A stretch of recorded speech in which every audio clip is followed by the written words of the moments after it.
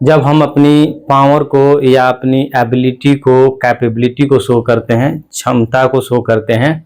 जैसे मैं अंग्रेजी बोल सकता हूँ, तुम दौड़ सकते हो, वह क्रिकेट खेल सकता है, वो अंग्रेजी लिख सकती है। मैं आपको पढ़ा सकता हूँ, मैं अंग्रेजी सिखा सकता हूँ, वह मुझे मदद कर सकता है, मैं उसका मदद कर सकता हूँ। तो जब आप कैपेबिलिटी शो करना चाहते हैं, यानी क्षमता शो करना चाहते हैं, तो वहाँ पर दो स्ट्रक्चर यूज कर सकते हैं आप।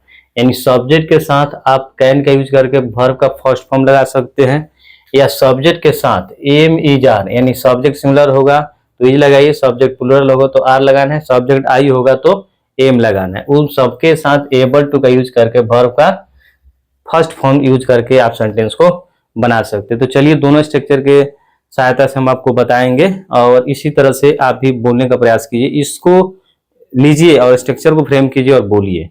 ऐसे मैं अंग्रेजी बोल सकता हूं तो आई होगा, यानी आई अंग्रेजी में, हिंदी में क्या रखता है, मैं। आई कैन, पहला वाला structure, I can speak, I can speak English, मैं अंग्रेजी बोल सकता हूं। ठीक है, आई can speak English, I subject हो गया, कैन हो गया, वर्ब का फर्स्ट फॉर्म हो गया, यह ऑब्जेक्ट हो गया। ठीक है, चलिए उसके बाद में दूसरा स्ट्रक्चर से यह हो जाएगा, आई एम, आई के साथ एम लगता है, I am able to speak English, I am able to speak English, right. तो दोनों तरीके से बोल सकते हैं, आई कैन स्पीक इंग्लिश या I am able to speak English, right. चलिए अब आगे बढ़ते हैं। तुम दौड़ सकते हो, यानी तुम में क्षमता है कि तुम दौड़ सकते हो। यू कैन रन, तुम दौड़ सकते हो। ठीक है, यू कैन रन, या आप ऐसे भी बोल सकते हैं, यू के साथ आर लगता है, यू आर एबल टू, ठीक है ना, you are able to run, you are able to run, वह क्रिकेट खेल सकता है। ठीक है ना, तो he can play cricket, he can play cricket, ठीक है ना।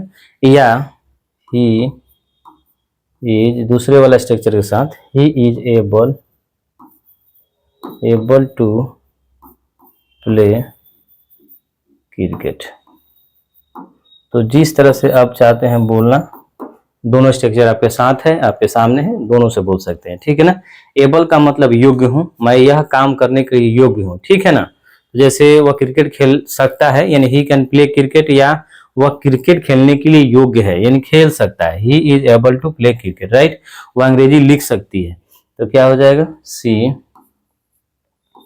सी can write English, she can write English, या she is able to write English,